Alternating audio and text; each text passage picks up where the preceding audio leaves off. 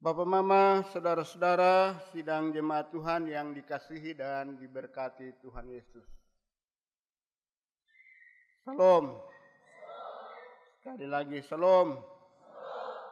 Yang di luar, salam. Puji Tuhan, karena hari ini kita ada dalam persekutuan dengan Tuhan melalui kebaktian pagi ini. Kita juga bersyukur karena kita ada di bulan Oktober, bulan ke-10 di tahun 2025. Dan bulan Oktober ini oleh Gereja Masih Injil di Timor ditetapkan sebagai bulan keluarga untuk kita merayakannya. Tema pelayanan kita di minggu pelayanan ini adalah keluarga yang hidup bergaul dengan Allah. Keluarga yang hidup bergaul dengan Allah. Sebuah tema yang ingin menggugah kita untuk kita melihat diri kita dan keluarga kita. Apakah keluarga kita adalah keluarga yang hidup bergaul dengan Allah? Ini pertanyaan refleksi bagi kita semua. Kadang-kadang kita bilang kita dekat dengan Tuhan, tapi perilaku kita tidak pas. Kadang-kadang orang susah mengaku bahwa dia dekat dengan Tuhan, tapi hidupnya bisa menjalankan kehendak Tuhan. Jadi mencari orang yang benar-benar hidup menurut kehendak Allah, bergaul dengan Tuhan, sebenarnya lahir dari batin kita dan perilaku kita masing-masing. Berbahagialah setiap keluarga yang hidup bergaul dengan Allah, karena keluarga itu pasti akan diberkati oleh Tuhan. Tema ini diangkat dari kitab Kejadian 6 ayat 9 sampai 22. Kitab Kejadian 6 ayat 9 sampai 22 yang bercerita tentang Nuh dan keluarganya.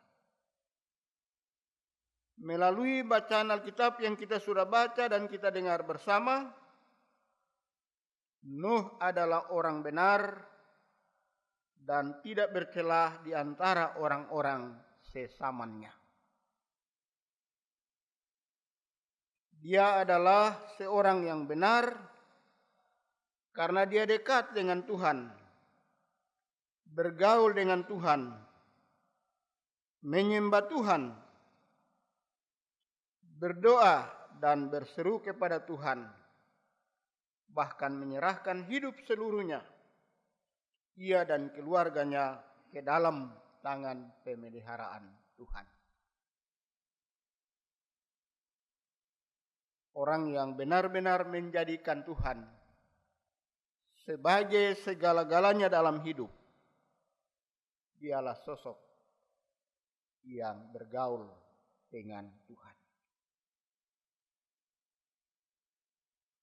Ia bukan saja berdoa dan menyembah Tuhan, tapi sikap hidupnya dan keteladanannya bersama semua keluarga sesuai dengan kehendak Tuhan. Apa yang Tuhan kehendaki, ia lakukan di dalam hidupnya. Dia, istri, anak-anak, menantu, mereka semua menyembah kepada Tuhan. Alkitab mencatat bahwa ia dan keluarganya hidup di antara orang-orang yang tidak hidup sesuai dengan kehendak Allah. Mereka melakukan kejahatan, kekerasan, penyembahan berhala, bahkan saling menghancurkan dan saling membinasakan. Mereka saling menghancurkan, membinasakan seorang terhadap yang lainnya. Tidak ada belas kasihan di antara mereka. Tidak ada belas kasihan dalam diri mereka. Yang ada hanyalah balas kejahatan dengan kejahatan. Nyawa ganti nyawa. Mereka bilang, saya ambil dia punya nyawa baru saya puas. Kami tadi malam pada Kika di Mola, kami tidak tidur sampai jam 1. Kenapa? Karena kami punya anak-anak dari Watatuku dan di Mola, mereka tawuran, baku lempar, baku panah, ada yang luka masuk di rumah sakit. Lari kiri, lari kanan, pukul tiang listrik kiri kanan, kami tidak bisa tidur. Kami juga takut. Padahal ini kami anak-anak, tapi ini yang kami takut dorang juga. Kenapa? Kita juga tidak tahu. Dulu dong baik-baik, tiba-tiba brutal model begitu. Sampai kita panggil, dong tidak menyaut lagi. Saya tidak tahu itu manusia kok bukan. Begitulah manusia. Kadang baik, kadang tidak baik. Mereka anggap kalau mereka melakukan hal-hal seperti itu, mereka punya pamor akan naik. Padahal saya mau kasih tahu, sekarang ini di Bali, itu anak NTT itu tidak dapat tempat di kos. Begitu Pigi bilang, kami mau cari kos, orang tanya, dari mana? NTT. Kos penuh. Di Oesapa, anak alor itu tidak dapat tempat di kos. Begitu orang tanya, Mama, saya mau cari kos ini, masih ada kamar kosong. Kakak dari mana? Saya dari alor. Tempat penuh semua. Kenapa? Satu orang yang kos, 10 orang yang tidur di dalam kos. Ributnya sampai pagi. Bisa tegor? Tidak bisa. Tegor berarti hancur semua. Ini manusia dong, ini kemudian makan apa jadi model begitu. Saya tidak mengerti. Tapi itu keadaan telah merubah segala-galanya. Padahal dulu anak alor tuh baru jalan begitu. Anak pergi mana? Kami mau cari tempat. Di sini ada banyak. Dipanggil teman lagi kau datang. Karena anak alor dong baik-baik semua. Orang kerja apa dong pergi bantu. Orang tidak kasih uang dong juga tidak pusing. Yang penting dapat makan sebaik. Begitu. Kan kita pilihnya modal tekad saja. Ini yang sekarang berubah drastis.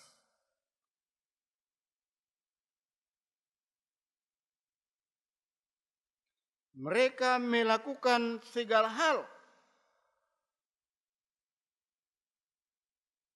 untuk memuaskan hawa nafsu.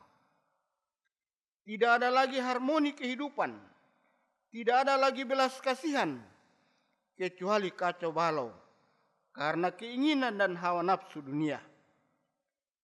Kerakusan, keserakahan, iri dan dengki dijalani tanpa beban.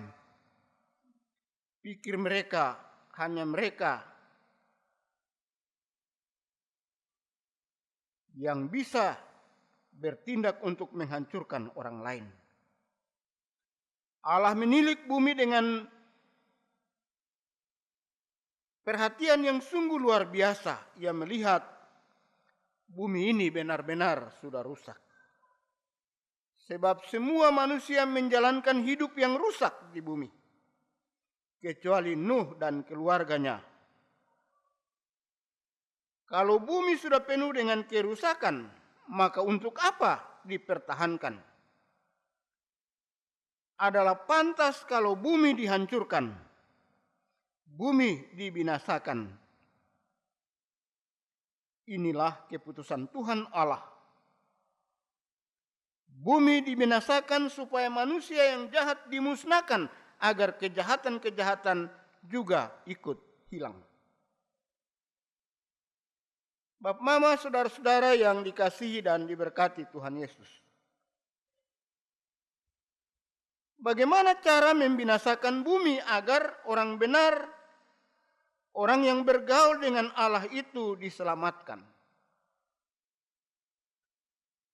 Ayat 13 dari bacaan tadi bilang, berfirman Allah kepada Nuh,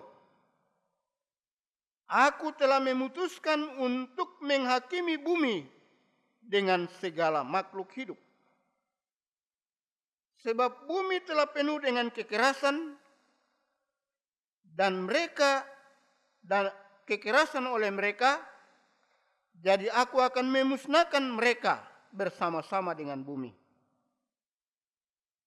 Kalau Tuhan sudah memutuskan, maka tidak ada yang bisa membatalkan. Kalau Tuhan sudah berkehendak, maka tidak ada protes.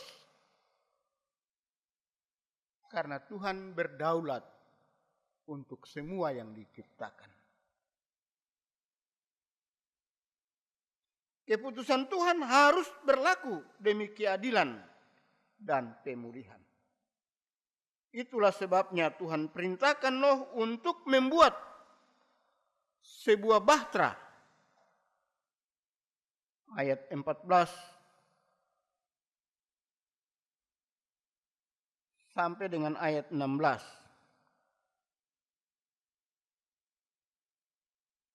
Buatlah bagimu sebuah bahtera dari kayu gofir. Bahtera itu harus kau buat berpetak-petak dan harus kau tutup dengan pakal dari luar dan dari dalam. Begitulah engkau harus membuat bahtera itu. 300 hasta panjangnya, 50 hasta lebarnya, dan 30 hasta tingginya. Perintah datang kepada Nuh. Tapi dia pun soalnya, Nuh ini bisa pegang sekap, kok tidak? Nuh pun zaman itu sekap listrik ada, kok tidak? Somel juga ada, kok tidak? Itu dia pun soal. Kita juga tidak tahu, waktu itu kita tidak ada. Atau ada yang dulu sama-sama dengan Nuh? Tidak ada. Begitulah kondisi. Tapi yang luar biasa adalah Nuh ikut tanpa protes, tanpa bantah. Coba Nuh bilang begini, Bapak, kalau begitu kami kasih pindah, kami pi Alor, kok kami duduk tahan di Alor, bumi ini musnah habis baru kami datang lagi begitu. Tidak.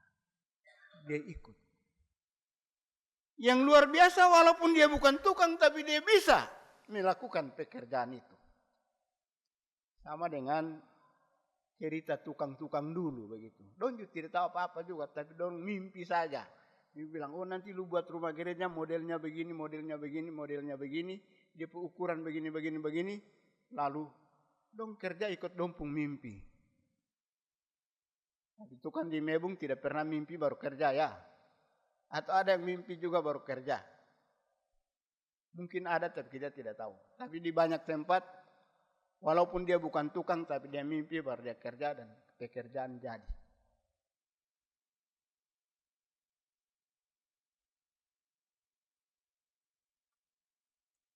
Bapak Ibu Saudara-saudara, Nuh juga diminta untuk buat atap dari bahtera itu, dan selesaikan sampai pada sehasta dari atas. Dan pasanglah pintu dari lambungnya, buatlah bahtera itu bertingkat-tingkat dari bawah sampai ke atas. Sebab sesungguhnya aku akan mendatangkan air bah meliputi bumi untuk memusnahkan segala yang hidup dan yang bernyawa. Semua yang ada di bawah kolong langit, yang ada di bumi ini, akan mati binasa karena kejahatan mereka. Tujuan membuat bahtera sudah jelas, bahwa Tuhan akan menghukum bumi ini dengan air bah.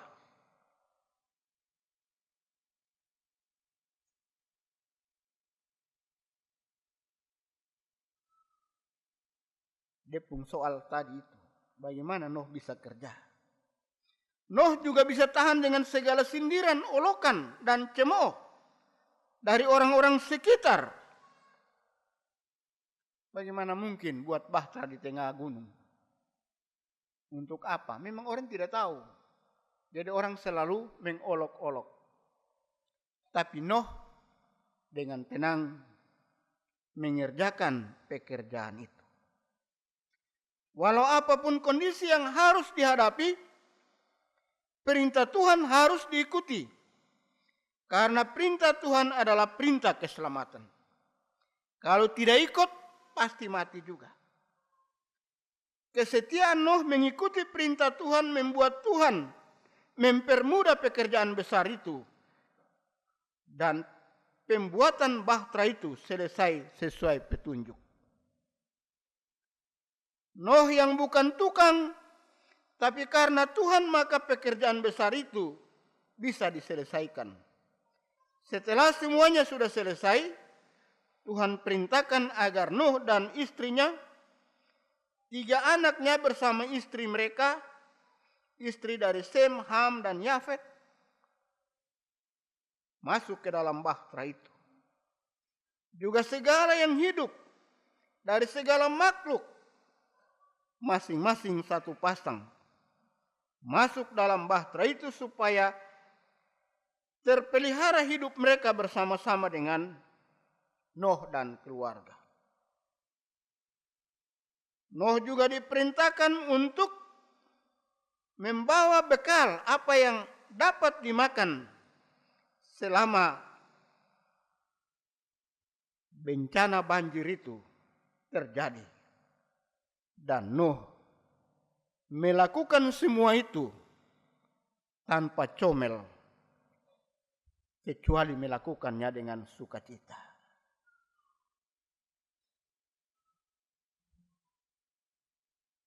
Bapak, mama, saudara-saudara, sikap Nuh mengikuti kehendak Tuhan mesti menjadi hal penting bagi kita untuk mengikutinya. Kadang-kadang kita ini orang omong satu barang, kita pun melawan yang duluan. Tapi orang Mebung tidak. Orang Mebung ini semua barang dikerjakan dengan baik. Apa yang Tuhan perintahkan, mereka kerja dengan sungguh-sungguh. Tapi kalau ada satu-satu yang melawan, nah, bertobat. Sebab bacaan ini menjelaskan kepada kita bagaimana Nuh mengikuti kehendak Tuhan. Tuhan yang perintah harus dijalankan karena Tuhan tidak main-main. Tuhan sudah siap untuk menghukum bumi dengan air bah. Dan itu tercatat dan terbaca dari Kejadian pasal 7 dan Kejadian pasal 8. Pulang baru baca. Kalau ini kita baca di sini 2 pasal, memang ini lama. Pulang nah baca. Betul bab Tomen tadi itu betul kok tidak. Baca di Kejadian 7 dan Kejadian 8. Bukan Kejadian ayat 7, pasal 7 baru ayat 1 sampai seluruhnya.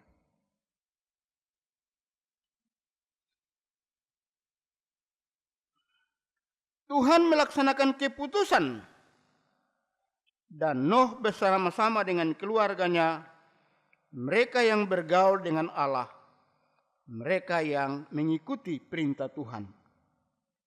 Merekalah orang-orang yang diselamatkan dari bencana air bah. Sementara orang-orang jahat, orang-orang yang membelakangi Tuhan, yang tidak takut Tuhan, mati binasa. Itulah kuasa Tuhan. Itulah kehendak Tuhan. Ia sanggup melakukan apa yang tidak mungkin menjadi mungkin. Dan semuanya sudah terjadi. Hari ini, di bulan keluarga ini, firman Tuhan melawat kita untuk mengingatkan kita bahwa ketika kejahatan penuh bumi, maka Tuhan dengan kuasanya berdaulat menghukum bumi dengan Tuhan punya cara. Jadi jangan pikir kita ada buat jahat itu Tuhan tidak lihat. Semua perjalanan kita, semua liku-liku hidup kita ada dalam pengetahuan Tuhan. Kalau sudah kelewat batas, Tuhan akan atur menurut Tuhan punya cara. Kita tidak tahu, tapi Tuhan yang atur. Akhirnya saya merefleksi, kenapa ya alur ini penuh tawuran? Mungkinkah kita semua sedang ada dalam satu kondisi yang membelakangi Tuhan? Mungkinkah kita ada dalam kondisi yang tidak mendengarkan kehendak Tuhan? Mungkinkah kita tidak mendoakan anak-anak muda kita? Sehingga persoalan demi persoalan muncul silih berganti.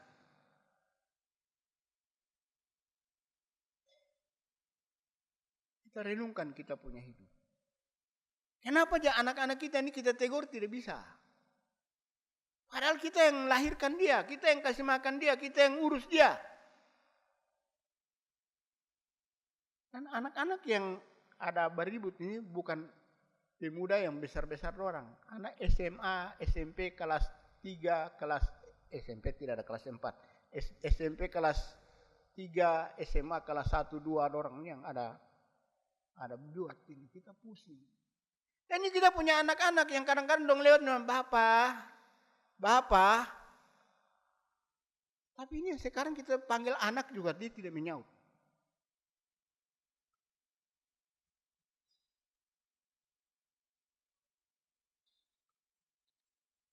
Bapak, mama, saudara-saudara, cara Tuhan kadang tidak masuk di akal dan tidak dimengerti, tapi pasti terjadi. Maka sebagai keluarga Allah, jangan kita hidup serupa dengan dunia ini. Mari kita meneladani Nuh dalam hidup kita. Kita bergaul akrab dengan Tuhan. Kita dekat dengan Tuhan. Mengikuti kehendak Tuhan. Melakukan kebaikan Tuhan di tengah-tengah dunia yang penuh dengan kejahatan. Jangan ada orang berbuat jahat, kita juga pergi kok tambah buat jahat. Jangan kita jadi kompor begitu. Untuk memanas-manasi. Orang punya soal, nah kita kasih bilang, mari kok kita baku baik. Biar orang marah kita juga kita tenang saja. Tidak apa-apa, kita punya hidup tidak akan berkurang. Daripada kita balas dan jadi soal. Lalu kita bertindak dengan baik. Menunjukkan teladan baik kepada orang. Supaya orang mengikuti keteladanan kita. Dekat dengan Tuhan, membangun mesbah doa, setia beribadah, membimbing dan menasihati anak-anak kita, supaya dalam hidup mereka, dalam pergaulan mereka, jangan mereka melakukan kejahatan, apalagi membalas kejahatan dengan kejahatan. Arahkan anak-anak kita untuk membalas kejahatan dengan kebaikan. Maka dia pun kunci adalah jangan ganggu orang. Jangan bully orang. Jangan pergi ambil orang pun barang. Ya. Yang bukan kita pun hak, jangan ambil. Tapi yang kita punya hak, pakai untuk hormat dan kemuliaan Tuhan. Itu yang penting. Ada yang Tuhan kasih berkat, mas sekikirnya minta ampun. Sekikir untuk apa? Lu tidak bawa. Matinya paling-paling kain sarung 3-4 yang orang taruh, selebihnya orang baku rampas bakalai. Ya, di sini mungkin tidak di tempat lain. Ya.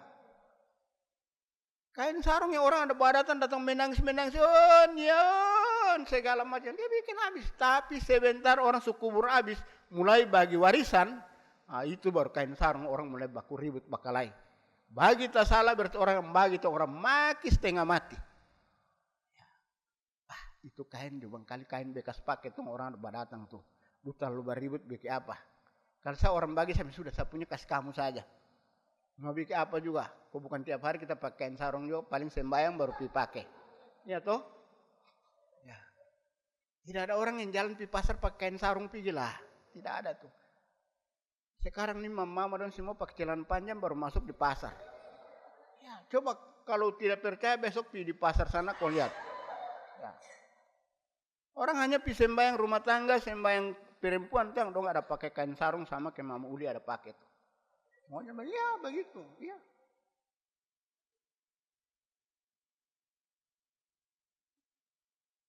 Jadi hidup ini jangan terlalu sekikir.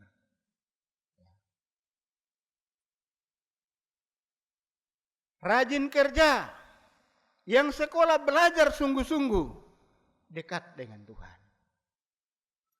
Sebab sekarang nih hanya orang pintar saja yang bisa melewati berbagai-bagai tantangan. Pintar dan berhikmat. Pintar saja juga tidak bisa. Pintar dan berhikmat. Pintar tapi tidak berhikmat, itu juga kadang-kadang menyusahkan orang lain.